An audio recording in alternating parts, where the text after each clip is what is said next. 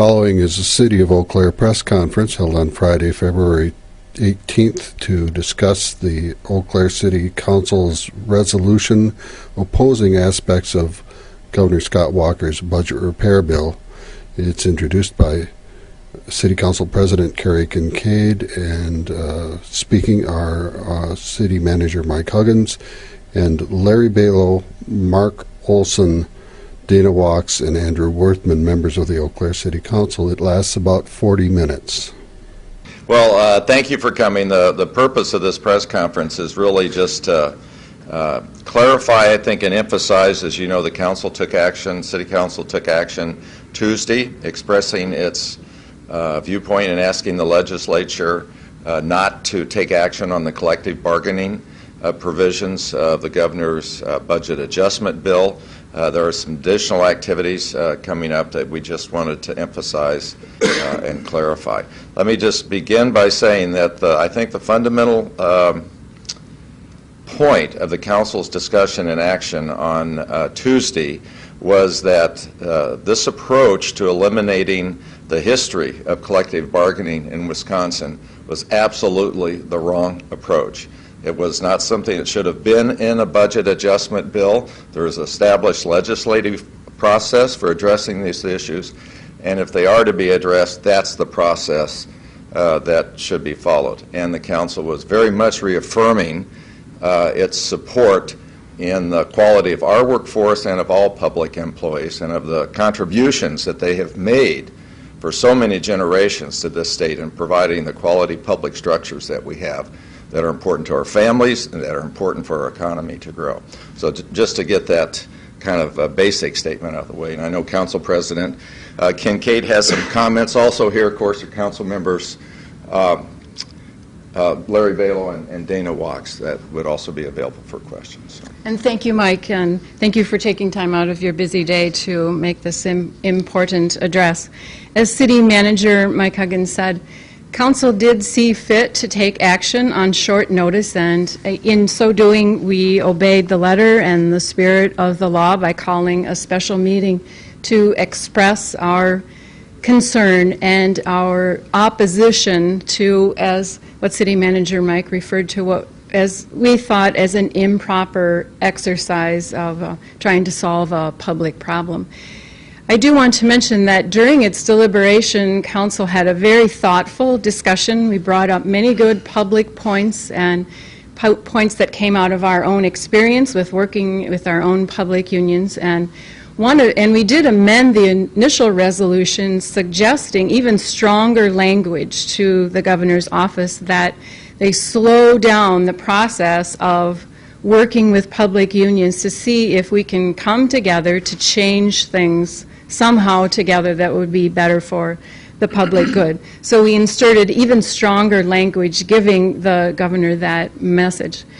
And as I've thought about the last week or so our state has been through, Eau Claire is certainly affected by things that happen in Madison, and we are affected by our our own state residents being concerned and rising to that call of concern with some pretty forthright statements. And we're all affected by that. And I think the Eau Claire City Council wanted to express our connection to what's happening in our entire state too. So I feel that the special session was very well warranted.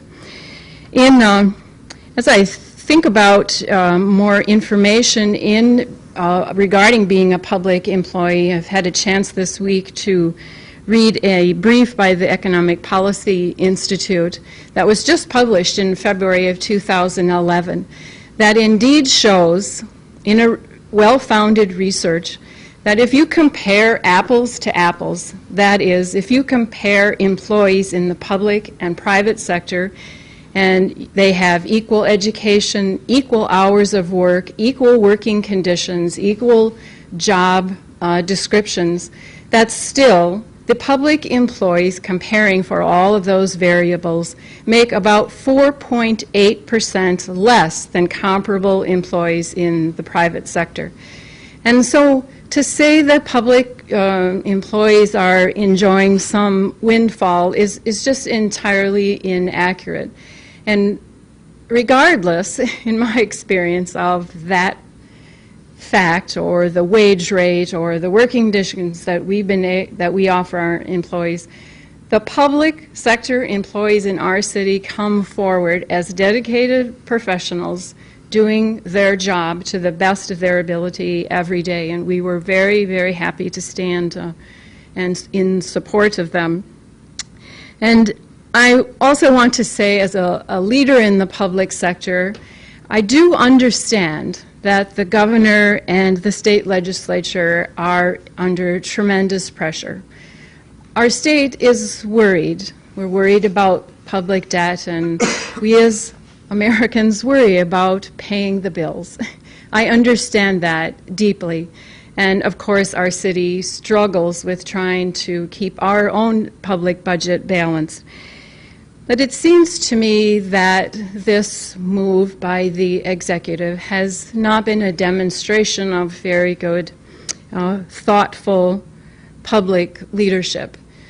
When I took this office, I did quite a bit of reading and thinking about being a servant leader. And that doesn't mean that people walk all over you, but it does mean that you work to collaborate and bring the public good together, and that you serve the people. And I think that the state legislature, and I have to say also the executive, has fallen down, I believe, in exercising thoughtful public leadership. There is an honorable way, of course, to gather people together, and our resolution suggested that way of talking across the table, of working through problems over time, and we hope that the governor is willing to consider our more thoughtful approach.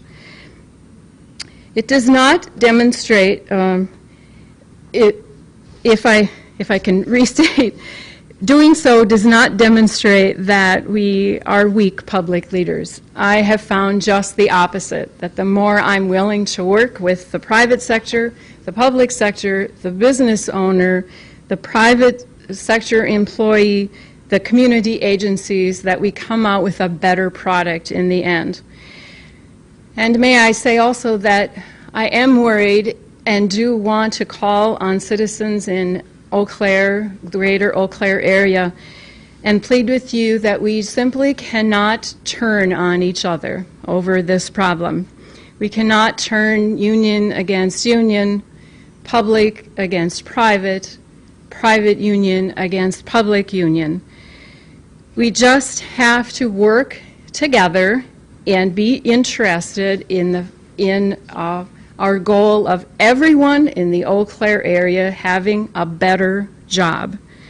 Rather than grousing at each other because my job is worse than somebody else, there is a better way to do it. And if we just spend time picking at each other over who has the worst job, we will all sink to the bottom.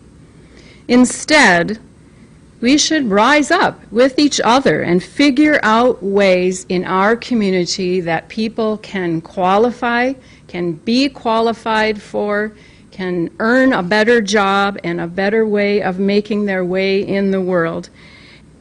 We should work on that, and we should work on the fact that people, once they are qualified, they can actually find a better job in our community.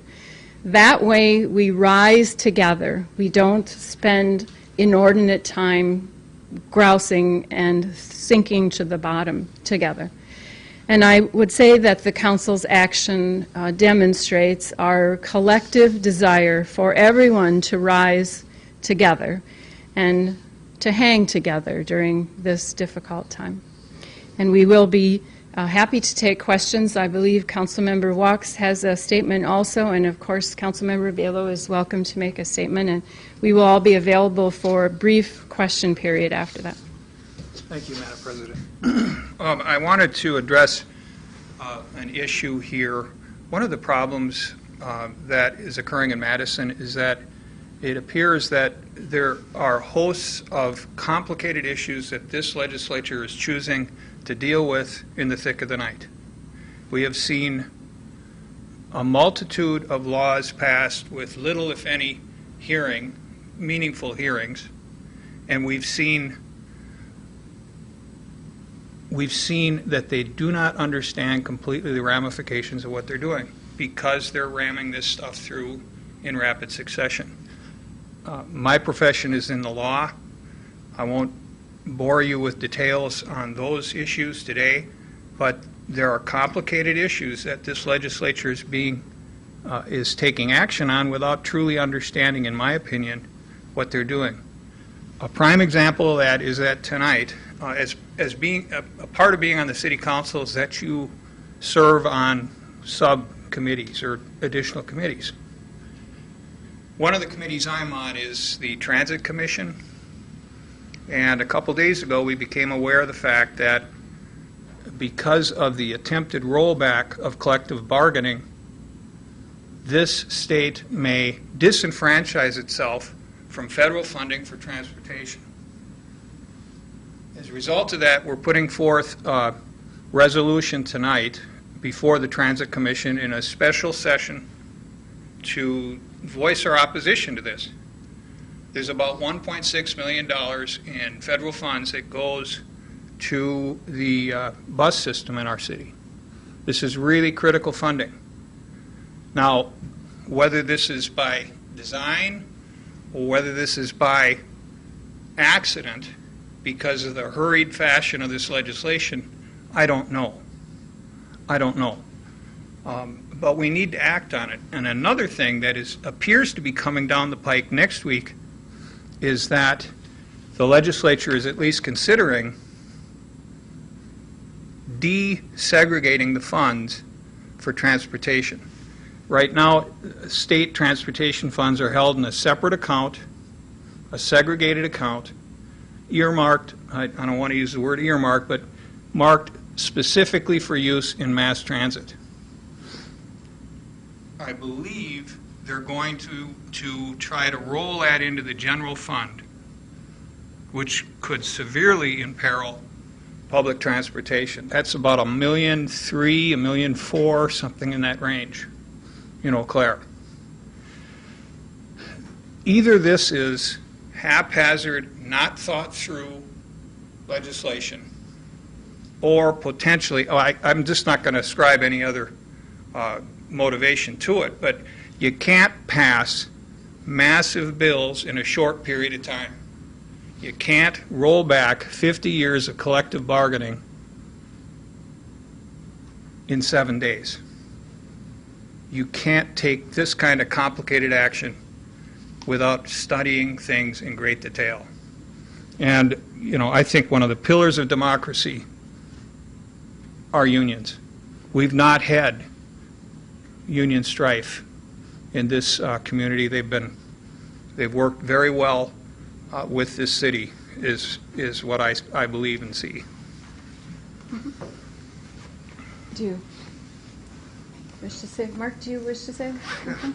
Councilmember Mark Olson just arrived too, who I am very proud to say was the author of the resolution and brought it to council's attention ultimately to be passed by council, but I proudly introduce Councilmember Mark Olson.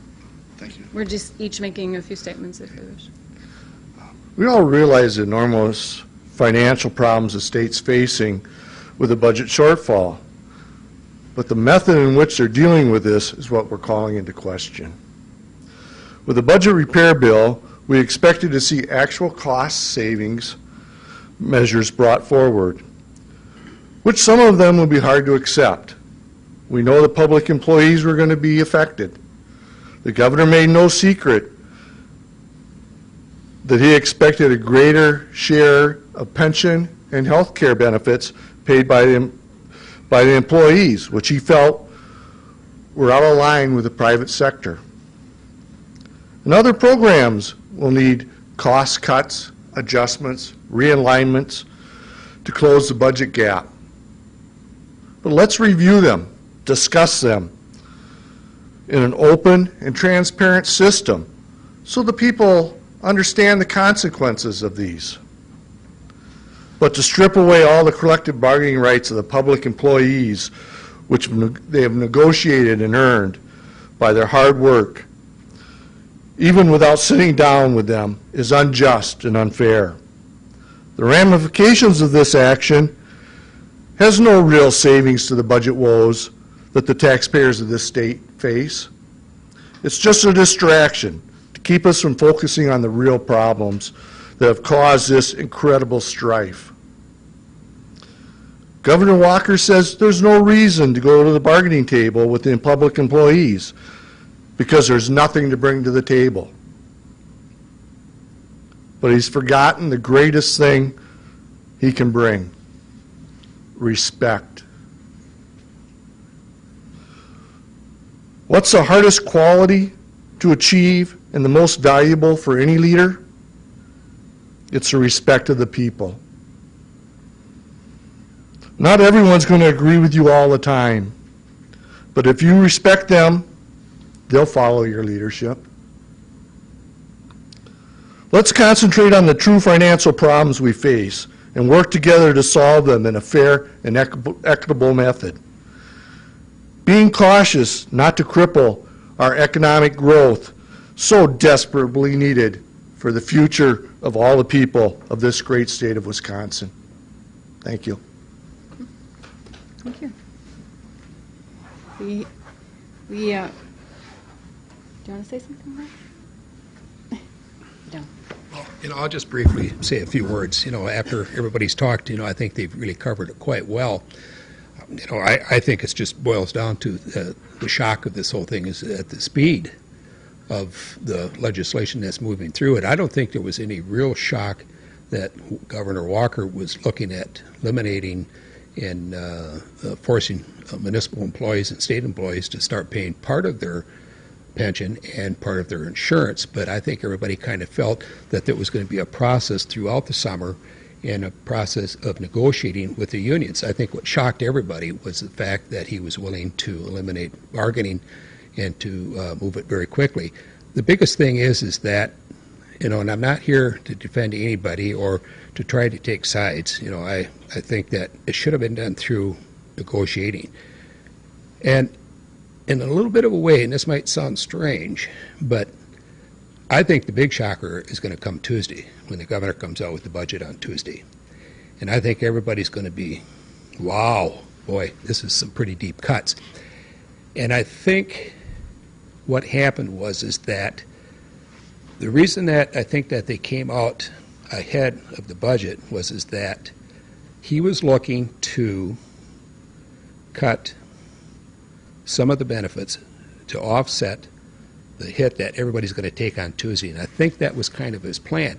But I don't think that he let people know that collective bargaining was going to be part of this. And I think that's why everybody, has really kind of dug their heels in. And, in the history, people have got to remember the history and how we got here. Back in the late 70s, we used to have strikes in the state. And the state recognized that providing interrupted services was probably the most important thing that the state could do. And in the early 70s, that's where arbitration came from, was that every union in the state was required to put a no-strike clause in his contract because the state did not want any services disrupted, because disruption in the state really wasn't good for the state, wasn't good for business. And for almost 50 years, we have looked at the state. We have had absolutely no disruptions in service. We've provided great service to all the cities in the state of Wisconsin. I'm afraid if that collective bargaining leaves and strike clauses are left out of contracts, I'm afraid that we're going to be stepping back about 50 years. And the problem is it's going to be very difficult to turn that back around again. Like I've said to several people, you've got to remember, this is not a constitutional change. This is just a change in the law. We've got another election coming up next November. And people that disagree with Walker's position, next June, people will be circulating nomination papers and we'll be looking at a new bunch of people being elected in Madison. And I hope people are listening, because if you're dissatisfied next June and next November, you got to get out and you got to vote. So, thank you. And any of us would be happy to entertain questions by the press or people in the audience, if you have any. If you want to direct your question, it would be helpful to us. Mike, Mhm. you had said at the end of the city council, the special session, that you were going to go about getting this resolution to the other lawmakers, to Madison, in multiple ways. Have you gotten it there, and if so, what's the response? Yes, certainly the emails, the phone calls. What we did, though, we had the copy of the resolution, signed resolution, sent by UPS, delivered Thursday morning to all of our legislators and to the majority and minority members of the Senate and the Assembly. As you know, it's almost impossible to get through by phone or email, either to staff or to the legislators themselves. Have they responded at all No. to that? And it's, I would say it's not surprising because of, most of the phone message is kind of the boxes are full, so their ability to get back to individual ones, but I have not heard back from anybody. I mean, the governor has called us since then and talked with us on a separate matter. I mean, Has he called us? No. No. he hasn't called it. No one has asked whether we wanted these tools. We don't. No one has asked whether these tools would help us. They won't. No. But we did provide copies of the resolution down in Madison. Also shared them with other people. Councilmember Kemp was going down, so he took signed copies of the resolution. And so did Councilmember Worthman. Can you tell me, I guess, is there any difference in what you're trying to accomplish with this news conference today versus approving the resolution and getting it to the... I think, one, there's been so much information swirling around from national media, local, to some extent, lots of rumors. I mean, it's just an unsettled time where there's lots of information flowing around. So one was to provide an opportunity to clarify that, as Councilmember Walk said, also to try to indicate that there's a special meeting being held by the Transit Commission tonight, some developing issues that we didn't know of Tuesday as they deal with our public transit. If I could add to that, the council recognizes and takes very seriously its leadership role for our citizens. And I think by calling this news conference, we are able to clarify our position. We're able to get the message out that we understand that we're responsible for all citizens in the city, and I think a venue like this helps our citizens have confidence in our leadership by explaining clearly the motivations for the resolution and what action we wanted to come out of that. So it helps us be better leaders for everyone. Andrew? Councilmember Andrew Worthman is here with us today, too, and we'll make a few statements. Thank you. And I just, I'm sure many of you might have already heard the word in terms of an extension that Governor Walker has talked about with his budget, the release of his budget, and most of it being because of the fact that he didn't want it to happen all at once and wanted to sort of spread it out. And I think it's a testament actually to our city council and the constituents that we serve, and as well all the folks in Madison that have really made themselves vocal, that he is in fact deciding to start to put the brakes on. And I think that's kind of the direction that we're looking at with the collective bargaining as well.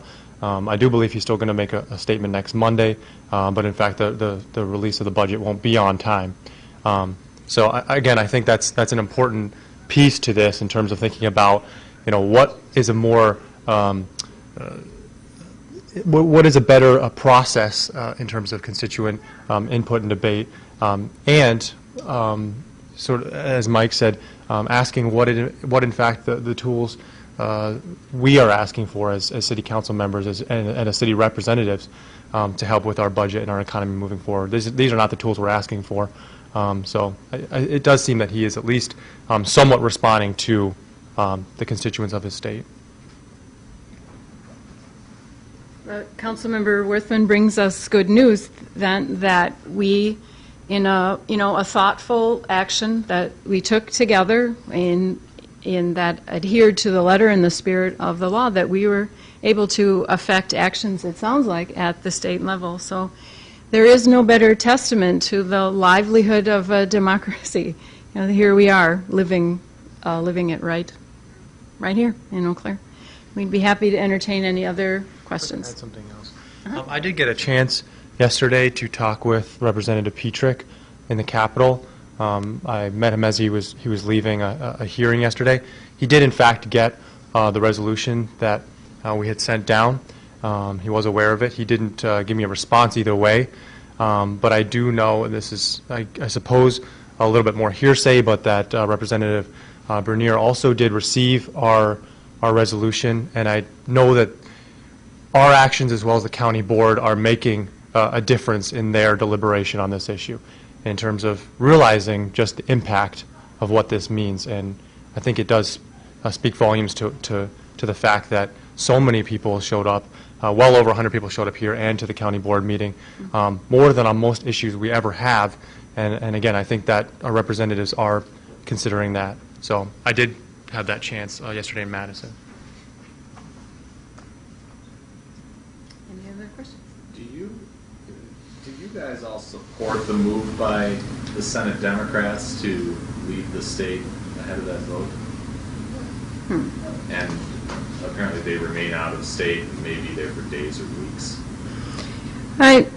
I don't think I would never try to speak collectively for the city council.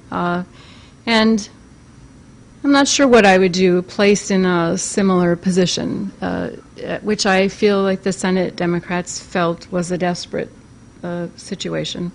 And they took a move that adhered actually to the laws of the Senate and exercised what they could to express their opposition.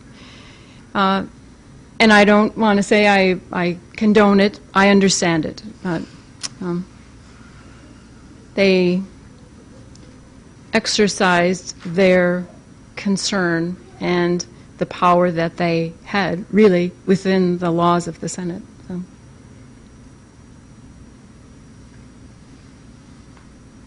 I'll add to that as well. Okay. I think it's important to realize that just in a way that we held a special session for Eau Claire City Council, and I think there's an awareness as to how rare that was. It was called for in this circumstance in terms of the effect that this is going to have on constituents in our city and across our state. I believe the Senate Democrats realized the same thing, that extraordinary measures were called for in a situation that has such a dire impact on workers in our state. And again, I won't speak for the entire council, but I think that such a measure was needed and necessary, and certainly will hopefully play out to allow for more collaboration, more conversation, and a better road moving forward on this issue. So I think it somewhat mirrors what we decided to do in terms of holding a special session to really make a point. I think that you have to review the actions of the Senate Democrats in the context of the occasion. We had been, the Senate had been considering and passed numerous complicated laws prior to this collective bargaining law. In rapid succession, these things are coming through. I think it was a very good move that the Senate Democrats did. I think it brought attention to the fact that there are wholesale moves taking place without studying the ramifications of them or the need for them. One of the rules of evidence that was considered, and I said I wouldn't stray into that now, but it's a good example, the adoption of the Daubert standard in expert testimony. The state's judges came in and asked that that not be passed. The Bar Association asked that that not be passed. And the Wisconsin Association of Justice asked that that not be passed, but it was anyway. So I think what the Senate Democrats did brought attention to the fact that there's a lot of things that are passing through here in rapid succession that are changing the nature of our society, and they needed to be addressed. So I think it was a needed, again, in the context of multiple bills being rammed through in a short period of time, I think it was a justifiable option. Without hearing directly from the governor or other lawmakers, and this is my assumption, that your resolution had something to do with this budget being delayed, how can you then jump to that?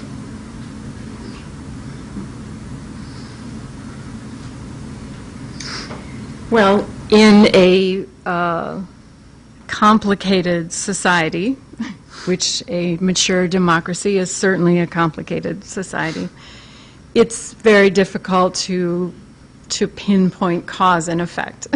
I grant you that. It'd be very hard to pinpoint that. But one just simply can't deny, I think, as Councilmember Worthman said, that this action was noted in Madison. We've heard testimony that was brought right to our representatives' attentions, and it would be hard to think that the executive branch doesn't have its pulse on state media and state action. So I don't think it's too far of a stretch to assume that our action did have a consequence, and it's also quite reasonable to assume that that consequence may have been a delay in release of the budget. So I grant you that it would be impossible to note a one-to-one correlation, cause and effect, but I think it's reasonable for us to assume that we did have what we thought would be a positive, has been a positive effect, in such that if we were able to delay and slow down this quick, fast-moving bill and even the ultimate release of the state budget, that is what we asked for. We asked for slowing down. And if that comes to pass, I think it's reasonable to say we had something to do with that.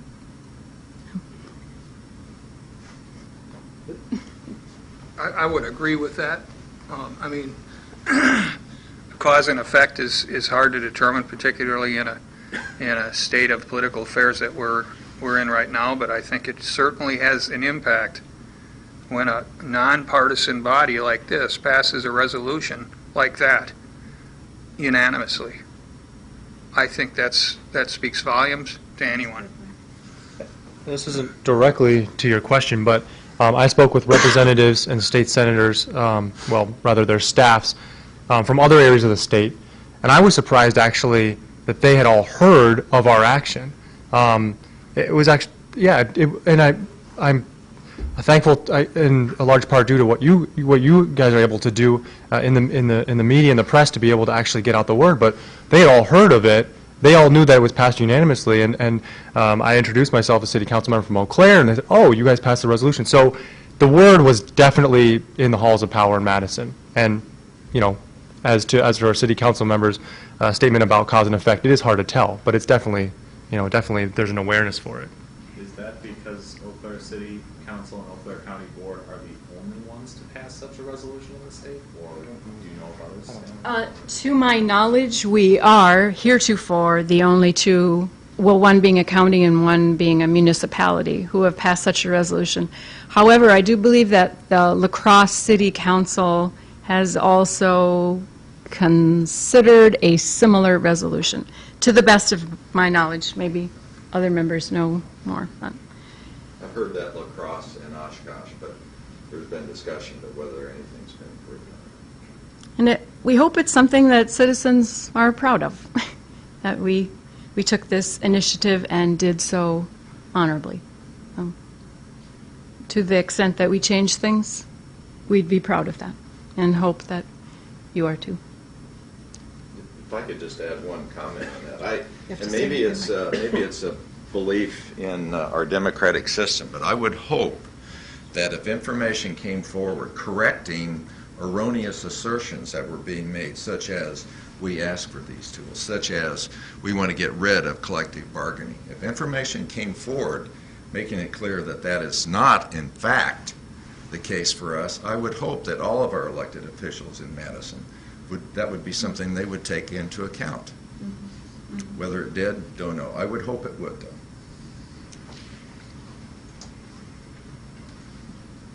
Questions? Any other questions? On that Andrew? token, and just given the budget crunch you guys face every year coming out with your budget, and that more than 3/4 of your expenses are for personnel, a lot of those benefits being negotiated benefits through the current collective bargaining process, would removing some of those rights help ease your budget? Absolutely not. I'll tell you that the quality of service that we have at the end, and as city manager, I sit across the table from the unions and I deal with grievances, we deal with mediation, we deal with arbitration.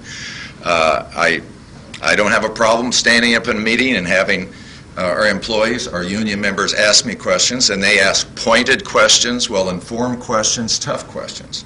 And at the end of the day, through all those discussions, I firmly believe that the work that we do, the quality is much better.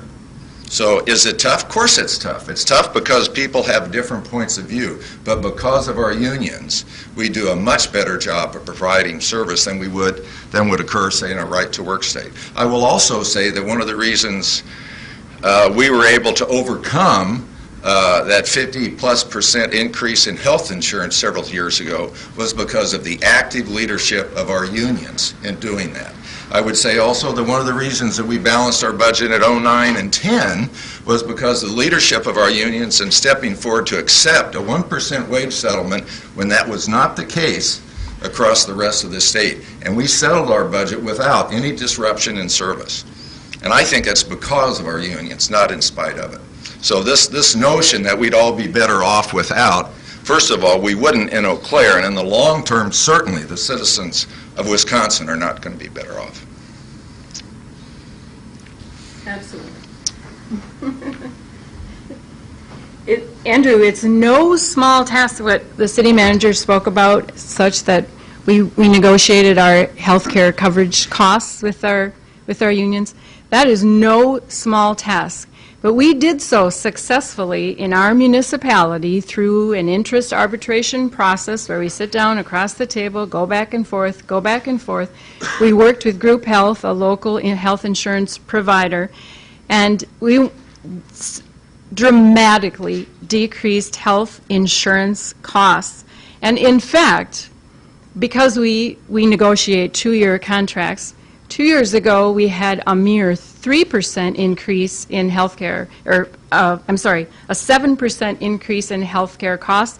But this year, the year we're just about going to end, we had a 0% increase in healthcare coverage insurance costs. 0.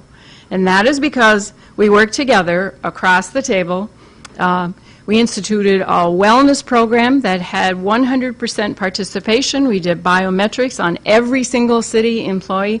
That means we checked blood pressure, we did a little health assessment. We had 100% participation.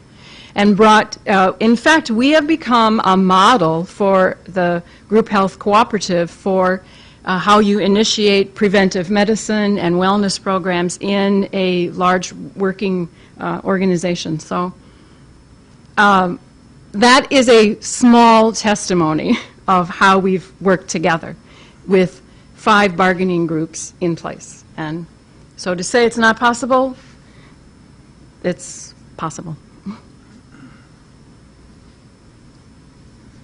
I don't have much to add to that, but I would venture to say that this cooperative arrangement between labor and administration here is due in large part to the respect of the two parties. Treating each other with respect is important, and that's a lesson that could be learned in Madison right now. Other questions or Tim? I guess I'll step up to this one since I'm probably the most, since Larry's been retired or gone for quite a while, I'm the most current former employee of the city.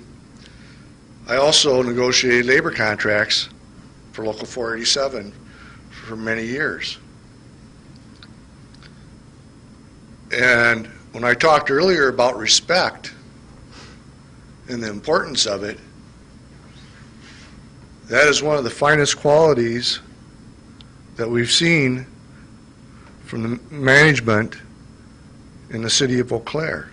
And it's gone a long way in the cooperation with the unions to control costs in the city.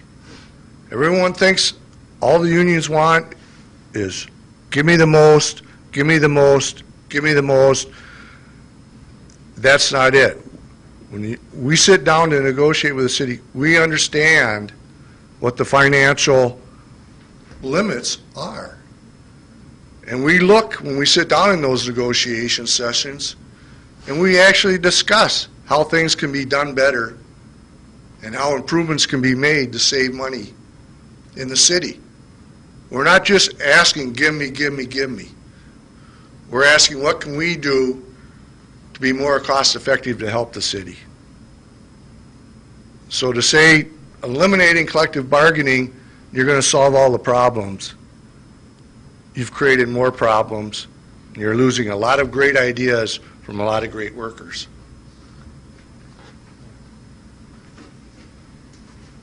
We are coming up on 40 minutes for our press conference, and if there are no further questions, I'm sure you have your lives to carry on, and we have our work to carry on with also. Any other questions? I'm very grateful to my fellow city council members who came down today, and of course to our city manager, Mike Huggins, and especially to the media in our city who allows and makes this open forum possible, and we all have a safe place to view our opinions. It's really a precious thing, so thank you to you too.